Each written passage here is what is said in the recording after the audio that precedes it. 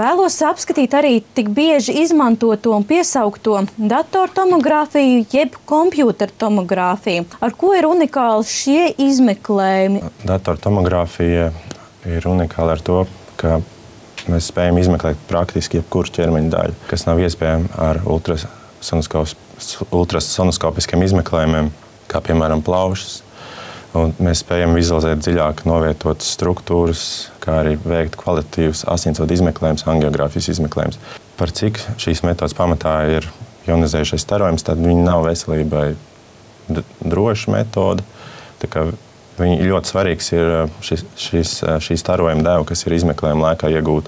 Jaunākās paaudzes iekārtas ir ar augstākas kvalitātes attēlu un ar mazāku starojuma devu. Tad jebkurā gadījumā ir jāizvēlās jaunākas tehnoloģijas, jo viņas ir drošākas.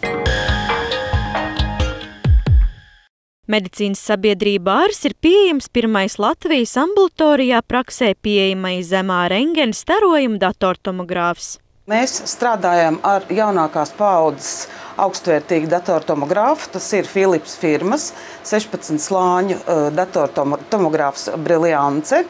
Un galvenā priekšrocība ir tā, ka pacients saņem minimāli iespējamo staru devu.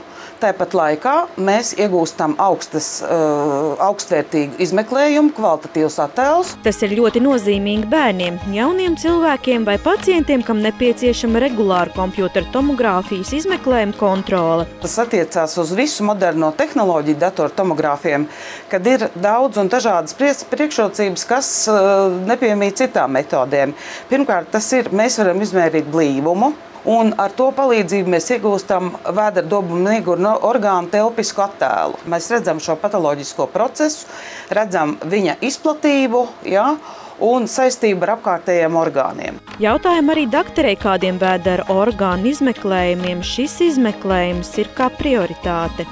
Es varbūt ieskicēšu nedaudz par orgāniem un galvenajām patoloģijām. Tāda lieta kā difūza aknu steatoze, jeb aknu aptaukošanās. Datortomogrāfijas priekšrocība ir tā par citām metodēm, kad šeit mēs precīzi varam izmērīt parenhīmas blīvumu dažādās vietās. Parenhīmas blīvums ir 40 Hounsfield vienības un zemāks, tad mēs varam runāt par difūzu aknu steatozi, jeb taukainu hepatozi. Ja agrāk to uzskatīja tikai par alkoholiķu slimību, tad pēdējā laikā tā ir kļuvusi ļoti populāra, pat pārāk populāra, un slimo cilvēku ar cukuru diabētu, ar aptaukošanos, ar mazkustīgu dzīvesveidu, ar vilmaiņu traucējumiem, tādas lietas. Notiek tauku izgūstēšanās hepatocītos, jeb aknu šūnās.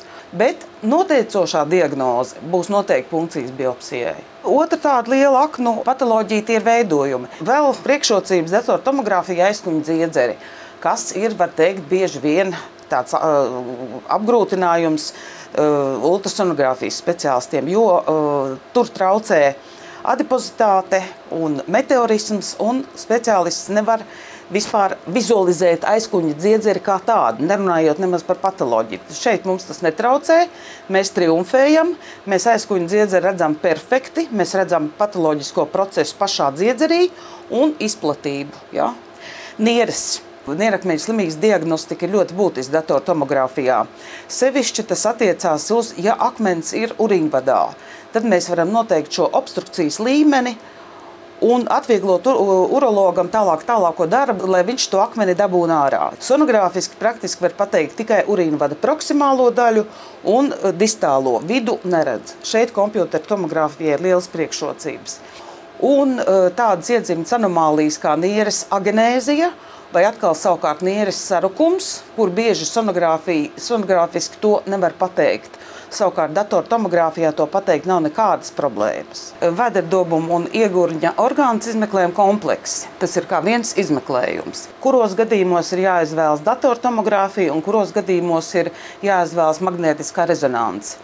Protams, mēs parasti vēderdobumu izmeklējumu sākam ar ultrasonogrāfiju. Ja man būtu jāiesaka izmeklēt kā skrīnings pēc sonogrāfijas vēderdobums, es noteikti ieteiktu datortomogrāfiju.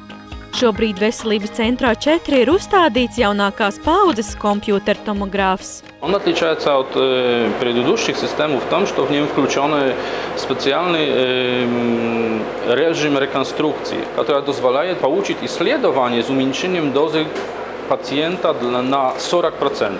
Ir izmeklējumi, kuru veikšanai ir nepieciešams ievadīt kontrastvielu, un šai iekārtai ir speciāla funkcija, kas automātiski aprēķina nepieciešamo kontrastvielas daudzumu, kas ir liels ieguvums pacientiem.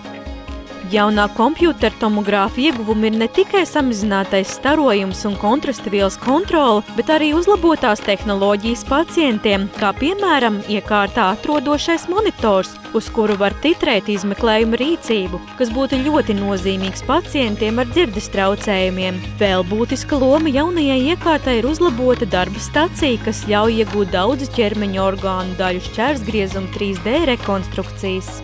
Для врача в комплектации с этим аппаратом состоит еще рабочая станция, которая работает очень быстро, в ней включено много автоматических режимов, она позволяет делать реконструкции сосудов, костей, внутренних органов. Bez iepriekš minētajiem izmeklējumiem ir iespēja veikt arī datortomogrāfisko flebogrāfiju, kas ir padziļinātas diagnostikas izmeklējums vēnām, pie neskaidras dziļo vēju trombozes vai pie iedzimtām vēju slimībām.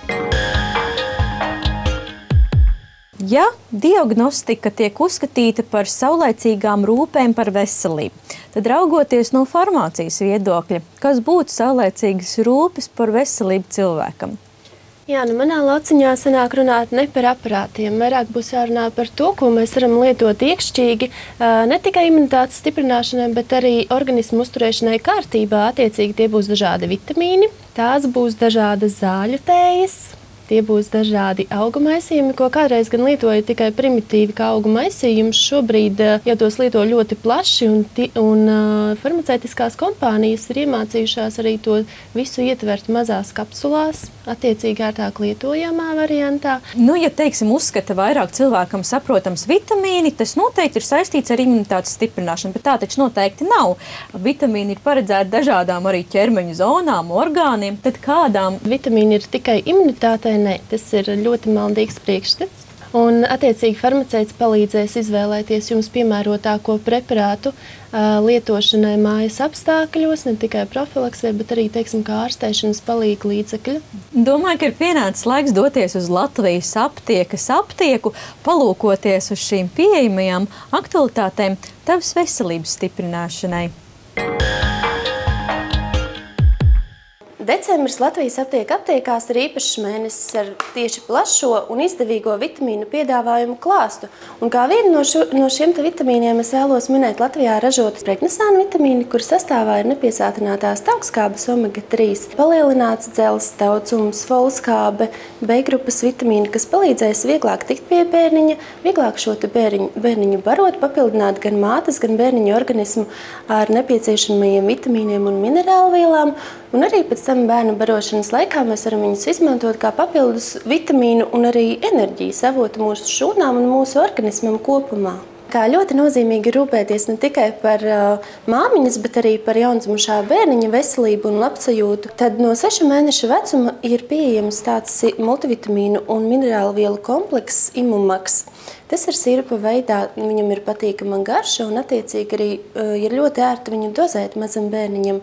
Sastāvā esošās vielas papildinās mazuļu organismu gan ar nepieciešamajiem vitamīniem, gan ar minerālu vielām. Sastāvs ir patīkams arī no tā eko viedokļa, tā teikt, sastāvā nebūs ne mākslīgie aromatizētāji, ne cukurs, ne arī spirts, kas ir drošs lietošanai. Aptieku plauktos ir pieejams tāds produkts kā lecimarīns. Sastāvā ir varbūt bieži sastopamais licitīns, bet pievērsiet uzmanību, tas ir iegūts no nemodificētas sojas.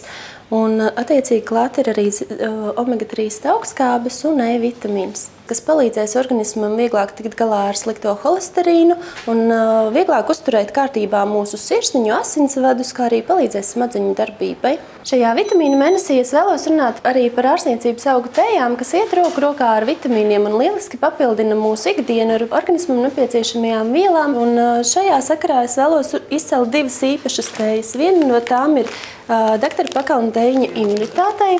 Šī tēja ir īpaši ar savu unikālo sastāvu, kas palīdzēs tieši vieglāk cīnīties ne tikai ar profilaksei nepieciešamajām lietām, tā teikt, uzlabot imunitāti, bet arī pie saslimšanas ar vīrusiem un arī ar gripu.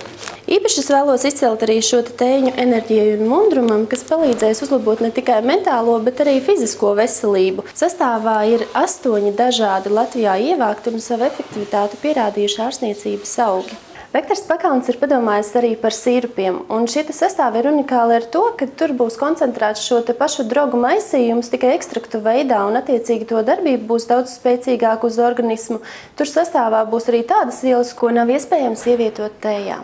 Viens no šiem sīrupiņiem ir gripasols, kas ir domāts tieši pie saaugstēšanās, lai gan paaugstinātu imunitāti un vienlaicīgi arī atvieglotu ar saslimšanu saistītos simptomus. Sastāvā bez iepriekš pieminētajiem ārstniecības augiem ir pievienotas arī Latvijā audzētas dzērvenes un Latvijā ievākts medus. Un šis sīrupiņš, kas saucas bronhosols, gadījumos, kad mēs esam saaugstējušies un saaugstēšanos pavada klepus, tas palīdzēs stiprināt mūsu imunitāti un palīdzēs veikt arī atklepošanas funkciju. Mēs Latvijas aptiekas farmaceiti rūpējamies ne tikai par jūsu veselību, bet arī vēlamies, lai mūsu klienti ir zinoši un izglītoti, un tādējādi mēs esam izdevuši šādu informatīvu izdevumu, kas palīdzēs jums arī ikdienā vairāk piedomāt par savu veselību un varbūt laiku pa laikam pie tā atgriezties, tāpēc ir vērtīgi šo izdevumu paturēt mājās, varbūt atlikt un pēc tam atkal pie tā atgriezties, lai paskatītos, kas tad aktuāls un kas noderīgs ir tieši jūsu veselībai. Šoreiz raidījuma sadarbības partnera medicīnas žurnāla 36,6 balvu abonementu tuvākajiem 3 mēnešiem pasniedzām jaunajai māmiņai Ingai, kas piekrita veikt 4D ultrasonogrāfijas izmeklējumu.